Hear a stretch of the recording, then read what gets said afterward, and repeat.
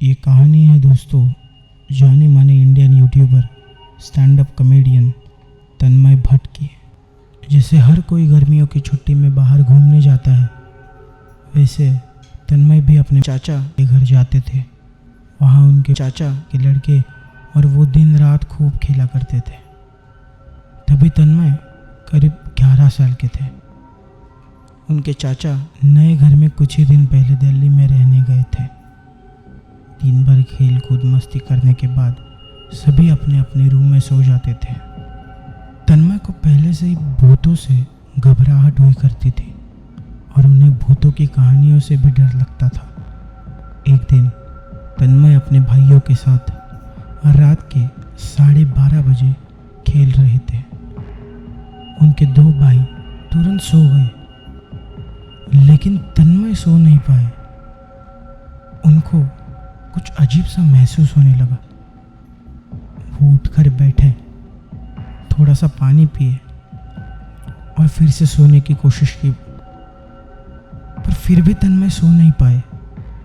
फिर उन्हें एहसास होने लगा कि उनके बाजू में कोई सो रहा है और वो फिर से घबराहट के मारे उठ गए। उन्होंने अपने भाइयों को उठाने की बहुत प्रयास किया, पर वो बहुत गहरी नींद में सो रहे थे। उनके चाचा दूसरी रूम में सोए थे। तन्मय को घबराहट सी होने लगी। उन्होंने चद्दर अपने सिर पे ली और फिर सोने का प्रयत्न किया।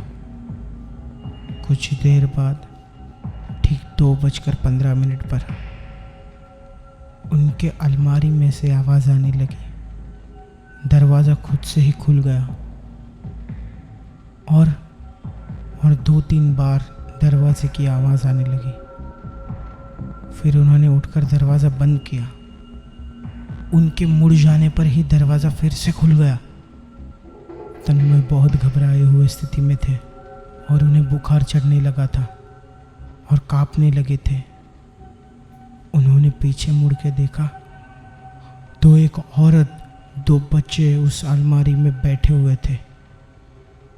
वो देखते ही तन्मय चिल्लाने लगे। उन्होंने ज़ोर ज़ोर से चिल्लाना शुरू किया, भूत भूत, बचाओ बचाओ।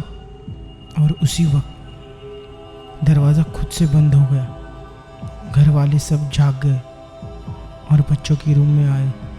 तन्मय डर के मारे अपने चाचा को झपक गए और उन्होंने सब बता दिया, पर चाचा ने ये सुन के उनकी बात टाल दी और तन्मय के भाइयों को उनके कमरे में सोने ले गए।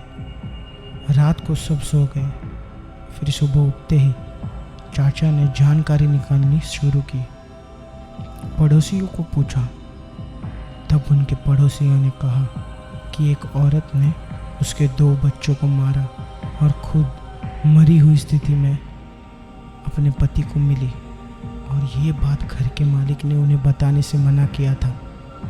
उसी दिन उनके चाचा सब सामान बांध के दूसरे घर निकल गए और तन्मय भी अपने घर वापस चले गए। और उसी रात औरत और बच्चों से उन्हें छुटकारा मिला। आज भी वो कमरा खाली है।